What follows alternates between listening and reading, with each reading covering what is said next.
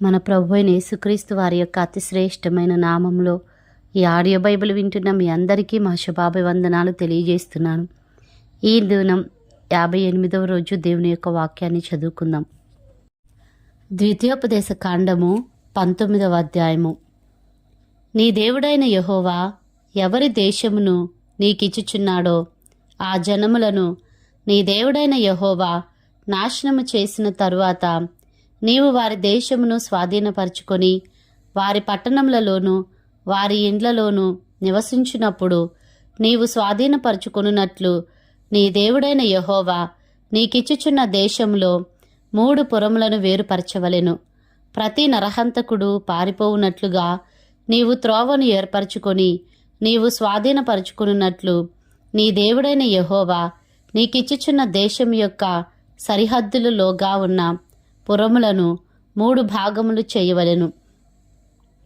పారిపోయి బ్రతుకగల నరహంతకుని గూర్చిన పద్ధతి ఏదనగా, ఒకడు అంతకు ముందు తన పొరుగువాని యందు పగపట్టక పొరబాటున వాని చంపిన ఎడల, అనగా ఒకడు చెట్లు నరుకుటకు తన పొరుగువానితో కూడా అడవికి పోయి చెట్లు నరుకుటకు తన చేతితో గొడ్డలి దెబ్బ వేసినప్పుడు గొడ్డలి పిడి ఊడి వాని పొరుగువానికి తగిలి వాడు చనిపోయిన ఎడల, వాడు అంతకుముందు తన పొరుగువాని యందు పగబట్టలేదు గనుక వానికి మరణదండన విధి లేదు.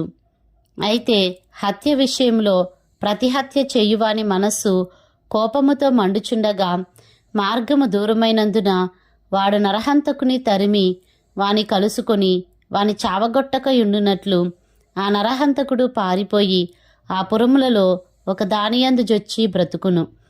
అందుచేతను 3 పురములను నీకు ఏర్పరచుకొనవలనని నేను నీకు ఆజ్ఞాపించుచున్నాను. మరియు నీ దేవుడైన యెహోవా నీ పితరులతో ప్రమాణము చేసినట్లు ఆయన నీ సరిహద్దులను విశాలపరిచి నీ పితరులకు ఇచ్చేదనని చెప్పిన సమస్త దేశమును నీకిచ్చిన ఎడల, నీవు నీ దేవుడైన యెహోవాను ప్రేమించుచు నిత్యమును ఆయన మార్గములలో నడుచుటకు నేడు నేను నీకు ఆజ్ఞాపించిన ఈ ఆజ్ఞలన్నిటినీ అనుసరించి నడుచుచు ఈ 3 పురములు గాక మరి 3 పురములను ఏర్పరచుకొనవలెను. ప్రాణము తీసిన దోషము నీ మీద మోపబడకుండునట్లు నీ దేవుడైన యెహోవా నీకు స్వాస్థ్యముగా ఇచ్చుచున్న నీ దేశమున నిర్దోషి యొక్క ప్రాణము తీయకుండవలెను.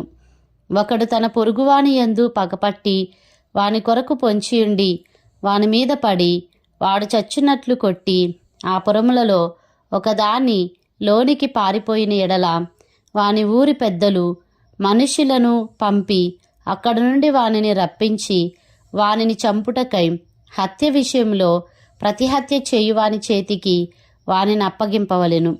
వాని కటాక్షింపకూడదు.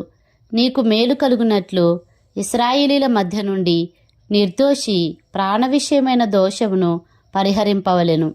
నీవు స్వాధీనపరచుకొనున్నట్లు నీ దేవుడైన యెహోవా నీకిచ్చుచున్న దేశంలో నీకు కలుగు నీ స్వాస్థ్యములో పూర్వీకులు నియమించిన నీ పొరుగువాని సరిహద్దు రాతిని నీవు తీసివేయకూడదు.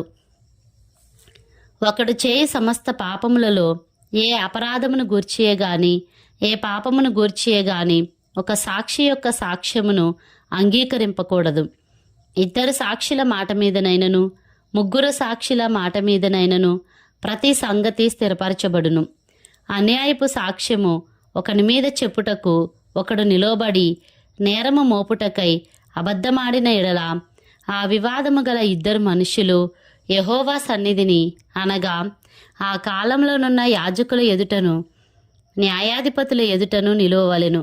ఆ న్యాయాధిపతులు బాగుగా విమర్శించిన తరువాత వాని సాక్ష్యము అబద్ధ సాక్ష్యమై తన సహోదరుని మీద వాడు అబద్ధ సాక్ష్యము చెప్పిన సంగతి వెల్లడి అయిన ఎడల, వాడు తన సహోదరునికి చేయ తలంచినట్లే వానికి చేయవలెను. అట్లు మీ మధ్య నుండి ఆ చెడుతనమును పరిహరించుదురు. మిగిలిన వారు విని భయపడి నీ దేశమును అట్టి దుష్కార్యము ఇకను చేయకుందురు. నీవు ఎవరినీ కటాక్షింపకూడదు. ప్రాణమునకు ప్రాణము, కంటికి కన్ను, పంటికి పళ్ళు, చేతికి చెయ్యి, కాలికి కాలు మీకు విధి. ద్వితీయోపదేశ కాండము 20వ అధ్యాయము. నీవు నీ శత్రువులతో యుద్ధమునకు పోయి గుర్రములను రథములను మీకంటే విస్తారమైన జనమును చూచినప్పుడు వారికి భయపడవద్దు.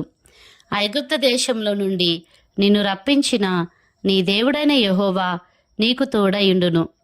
అంతేకాదు, మీరు యుద్ధమునకు సమీపించున్నప్పుడు యాజకుడు దగ్గరకు వచ్చి ప్రజలతో ఇలాగూ చెప్పవలెను: ఇశ్రాయేలీలారా వినుడి, నేడు మీరు మీ శత్రువులతో యుద్ధము చేయుటకు సమీపించుచున్నారు. మీ హృదయములు జంకనీయకుడి, భయపడకుడి, వణకకుడి, వారి ముఖము చూచి బెదరకుడి. మీ కొరకు మీ శత్రువులతో యుద్ధము చేసి మిమ్మును రక్షించువాడు మీ దేవుడైన యెహోవాయే. మరియు నాయకులు జనులతో చెప్పవలసినదేమనగా, క్రొత్త ఇల్లు కట్టుకొనినవాడు గృహప్రవేశము కాకమునిపే యుద్ధములో చనిపోయిన ఎడల వేరొకడు దానిలో ప్రవేశించును గనుక అట్టివాడు తన ఇంటికి తిరిగి వెళ్ళవచ్చును. ద్రాక్ష తోట వేసి ఇంకా దాని పండ్లు తినక ఒకడు యుద్ధములో చనిపోయిన ఎడల వేరొకడు దాని పండ్లు తినును గనుక అట్టివాడును తన ఇంటికి తిరిగి వెళ్ళవచ్చును. ఒకడు స్త్రీని ప్రదానము చేసుకొని ఆమెను ఇంకను పరిగ్రహింపక మునిపే యుద్ధములో చనిపోయిన ఎడల వేరొకడు ఆమెను పరిగ్రహించును గనుక అట్టివాడును తన ఇంటికి తిరిగి వెళ్ళవచ్చును. నాయకులు జనులతో, ఎవడు భయపడి మెత్తని గుండెగల వాడగునో వాడు తాను అధైర్యపడిన రీతిగా తన సహోదరుల గుండెలు అధైర్యపరచుకుండునట్లు తన ఇంటికి తిరిగి వెళ్ళవచ్చునని చెప్పవలెను. నాయకులు జనులతో మాటలాడుట చాలించిన తరువాత జనులను నడిపించుటకు సేనాధిపతులను నియమింపవలెను. యుద్ధము చేయుటకు మీరొక పురము మీదికి సమీపించినప్పుడు సమాధానము నిమిత్తము రాయబారమును పంపవలెను. సమాధానమని అది నీకు ఉత్తరమిచ్చి గుమ్మములను తెరచినీడలా దానిలోనున్న జనులందరూ నీకు పన్ను చెల్లించి నీ దాసులగుదురు. అది మీతో సమాధాన పడక యుద్ధమే మంచిదని ఎంచినీడలా దాని ముట్టడి వేయుడి. నీ దేవుడైన యెహోవా దాని నీ చేతికి అప్పగించినప్పుడు దానిలోని మగవారినందరినీ కత్తివాత హతం చేయవలెను. అయితే స్త్రీలను, చిన్నవారిని, పశువులను, ఆ పురములోనున్నది యావత్తును, దాని కొల్ల సొమ్మంతటిని నీవు తీసుకొనవచ్చును. నీ దేవుడైన యెహోవా నీకిచ్చిన నీ శత్రువుల కొల్ల సొమ్మును నీవు అనుభవించుదువు. ఈ జనముల పురములుగాక నీకు బహుదూరముగా ఉండిన సమస్త పురములకు మాత్రమే ఈలాగున చేయవలెను. అయితే నీ దేవుడైన యెహోవా స్వాస్థ్యముగా నీకిచ్చుచున్న ఈ జనముల పురములలో ఊపిరిగల దేనిని బ్రతుకనీయకూడదు. వీరు అనగా హిత్తీయులు, అమోరీయులు, కనానీయులు, పెరిజ్జీయులు, హివ్వీయులు, యెబూసీయులను వారు తమ తమ దేవతల విషయమై చేసిన సమస్త హేయకృత్యముల రీతిగా మీరు చేసి నీ దేవుడైన యెహోవాకు విరోధముగా పాపము చేయుటకు వారు మీకు నేర్పకుండునట్లు నీ దేవుడైన యెహోవా నీకు ఆజ్ఞాపించిన ప్రకారముగా వారిని నిర్మూలము చేయవలెను. నీవు ఒక పురమును లోపరుచుకొనుటకు దాని మీద యుద్ధము చేయుచు అనేక దినములు ముట్టడి వేయినప్పుడు దాని చెట్లు గొడ్డలి చేత పాడు చేయకూడదు. వాటి పండ్లు తినవచ్చును గాని వాటిని నరికివేయకూడదు. నీవు వాటిని ముట్టడించుటకు పొలంలోని చెట్లు నరులా, అట్టి చెట్లను నీవు కొట్టకూడదు. ఏ చెట్లు తినదగిన ఫలములనిచ్చునవి కావని నీవెరుగుదువో వాటిని పాడు చేసి నరికి నీతో యుద్ధము చేయు పురము పడు వరకు వాటితో దానికి ఎదురుగా ముట్టడి దిబ్బ కట్టవచ్చును. ద్వితీయోపదేశ కాండము 21వ అధ్యాయము. నీ దేవుడైన యెహోవా నీకిచ్చుచున్న దేశములో ఒకడు చంపబడి పొలములో పడియుండుట కనబడినప్పుడు వాని చంపిన వాడెవడో అది తెలియక యుండిన ఎడల నీ పెద్దలును నీ న్యాయాధిపతులను వచ్చి చంపబడిన వాని చుట్టూనున్న పురముల దూరము కొలిపింపవలెను. ఏ ఊరు ఆ శవమునకు సమీపంగా ఉండునో ఆ ఊరి పెద్దలు ఏ పనికిని పెట్టబడక కాడి ఏడువని పెయ్యను తీసుకొని దున్నబడకయు విత్తబడకయునున్న ఏటి లోయలోనికి ఆ పెయ్యను తోలుకొని పోయి అక్కడ అనగా ఆ లోయలో ఆ పెయ్య మెడను విరుగదీయవలెను. అప్పుడు యాజకులైన లేవీయులు దగ్గరకు రావలెను. యెహోవాను సేవించి యెహోవా నామమున దీవించుటకు ఆయన వారిని ఏర్పరచుకొనెను గనుక వారి నోటి మాట చేత ప్రతి వివాదమును, దెబ్బ విషయమైన ప్రతి వ్యాజ్యమును విమర్శింపబడవలెను. అప్పుడు ఆ శవమునకు సమీపమందున్న ఆ ఊరి పెద్దలందరూ ఆ ఏటి లోయలో మెడ విరుగదీయబడిన ఆ పెయ్యపైని తమ చేతులకు కడుగుకొని, మా చేతులు ఈ రక్తమును చిందింపలేదు, మా కన్నులు ఇది చూడలేదు. యెహోవా, నీవు విమోచించిన నీ జనమైన ఇశ్రాయేలీల నిమిత్తము ప్రాయశ్చిత్తము కలుగనిమ్ము. నీ జనమైన ఇశ్రాయేలీల మీద నిర్దోషి యొక్క ప్రాణము తీసిన దోషమును మోపవద్దని చెప్పవలెను. అప్పుడు ప్రాణము తీసిన దోషమునకు వారి నిమిత్తము ప్రాయశ్చిత్తము కలుగును. అట్లు నీవు యెహోవా దృష్టికి యథార్థమైనది చేయునప్పుడు నీ మధ్య నుండి నిర్దోషి యొక్క ప్రాణము విషయమైన దోషమును పరిహరించెదవు. నీవు నీ శత్రువులతో యుద్ధము చేయబోనప్పుడు నీ దేవుడైన యెహోవా నీ చేతికి వారిని అప్పగించిన తరువాత వారిని చెరపట్టి ఆ చెరపట్టబడిన వారిలో రూపవతి అయిన దానిని చూచి ఆమెను మోహించి ఆమెను పెండ్లి చేసుకొన మనస్సయి నీ ఇంట ఆమెను చేర్చుకొనిన తరువాత ఆమె తల క్షౌరము చేయించుకొని గోళ్లను తీయించుకొని తన చెరబట్టలు తీసివేసి నీ ఇంట నివసించి 1 నెల దినములు తన తండ్రులను గూర్చి ప్రలాపన చేయుటకు నీవు ఆమెకు సెలవీయవలెను.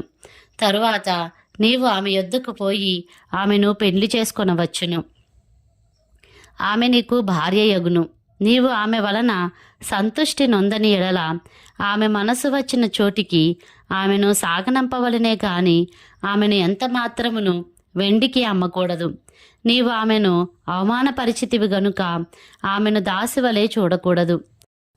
ప్రేమింపబడునదొకతయు ద్వేషింపబడునదొకతయు ఇద్దరు భార్యలు ఒక పురుషునికి కలిగియుండి ప్రేమింపబడినదియు ద్వేషింపబడినదియు వాని వలన బిడ్డలు కని జ్యేష్ఠ కుమారుడు ద్వేషించబడిన దాని కొడుకైన ఎడల తండ్రి తన కలిగిన దానిని తన కుమారులకు స్వాస్థ్యంగా ఇచ్చినాడు.